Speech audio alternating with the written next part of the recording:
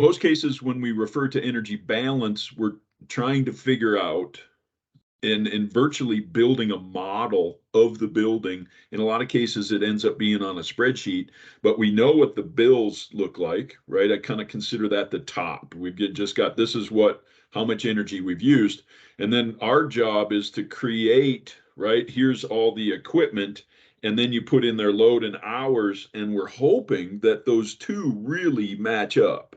And there, of course, there's always going to be some kind of a gap, right? And that could just be variation in operations and those types of things. But I consider it a top down. We're at the utility side looking at the costs of energy and is there different times of the day or times of the year that it may be more expensive or cheaper, and also looking at the loads and the hours so that I can compare. And that's that energy balance.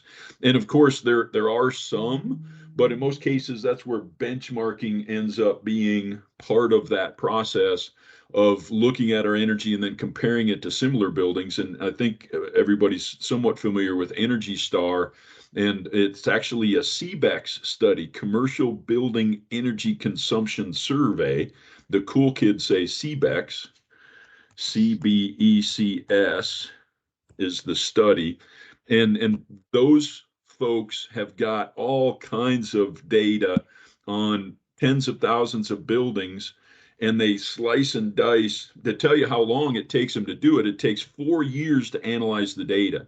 We still don't have 2018 data that was collected. That we're hoping it'll come out this year, and it really breaks down all of the different components and different types of buildings. One of the neatest things, if you've never seen the CBEX report, and they've got a big spreadsheet, is to look at, they take buildings and break them out into decades that the construction date was, and then they'll say how much energy does each of that type use.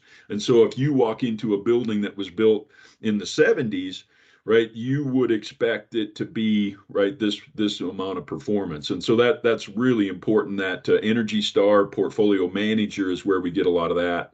And of course, there's other systems out there of course to help with that.